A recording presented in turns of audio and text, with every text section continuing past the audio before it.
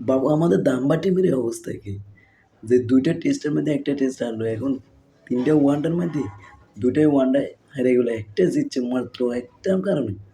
White wash হতে পারেনি। এখন দ্বিতীয় ৩ টা টেস্ট চলতেছে। এখানে আমরা যে ১ম টাই হেরে গেছি।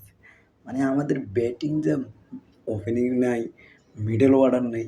মানে সে যে ম্যাচ ধরবে, একটা প্লেয়ার নাই। যে কে ম্যাচটা ধরবে? যে ওপেনিংয়ে যে অবস্থা তানজিদ তামিম, এরপরে নাকি পারভেজ ইমন। পারভেজ ইমন ১৬ রান করে আউট হয়েছে। তানজিদ তামিম মানে এতটা বাজে চলতেছে। ওপেনিং যদিও কিছুটা ভালো করে ৪৭ রানে 0 উইকেট আছিল। ওই জায়গায় ৯৪ রানে ৪ উইকেট। মানে একটা পরিস্থিতি ডাব হৃদয় শামীম আহমেদ এর পরে এই যে এটার নাম কি? নাইম শেখ। আচ্ছা এগুলোর কে এলো দলে? প্লেয়ারকে আর সিলেক্ট করা যায় না। টি-20 একের পর এক ফরম্যাট খারাপ যাইতেছে। আমাদের ১৯৯৭ সালে চ্যাম্পিয়ন ট্রফি খেলার জন্য আমরা সুযোগ পাইছি। ২০২৫-এ আইসা আমরা চ্যাম্পিয়ন ট্রফি তো দূরের কথা, ওইটা হারায় ফেলতেছি।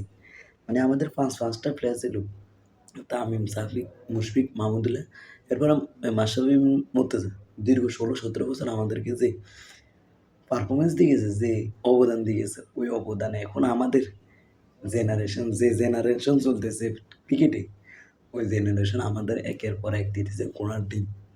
মানে একের পর এক দিতেছে, তারা খেলতেছে। যেরকম আপনি ওই এটার নাম কি? মোটরসাইকেলে বা গাড়ির এই টায়ারগুলোতে হাওয়া দিতে থাকবে। এগুলো এভাবে জনগণ তাদেরকে বকাঝকা করলে ওই ৩ ম্যাচের মধ্যে ১ ম্যাচ জিতে। যখন হাওয়া শেষ, তখন তাদের ম্যাচও শেষ। মানে এই ৩ টে ম্যাচ খেলবো, ১ টা ম্যাচ জিতবো। ও কব যে আমরা হোয়াইট ওয়াশ হইব। তো তোরা তো সিরিজে হারিয়ে গেছিস।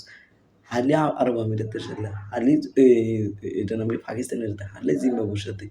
এখন আবার শ্রীলঙ্কার মাটিতে হোয়াইট ওয়াশ। তো হোয়াইট ওয়াশ হয়ে যেতি, তোরা খেলতে কি লেগেছিস?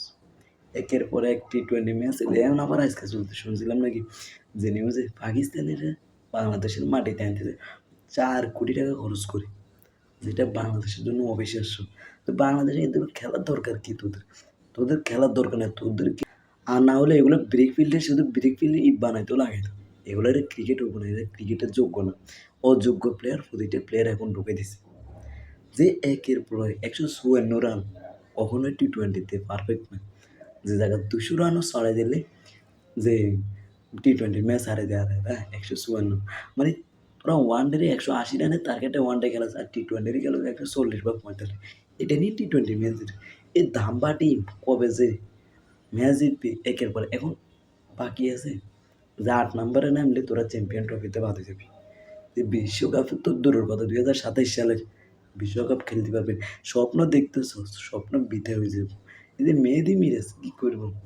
মানে কারাই রোখাইব? ওপেনিং রোখাইব না মিডল অর্ডারও না, এই শেষ পর্যন্ত রোখাইব? কে রোখাইব এই টি-20?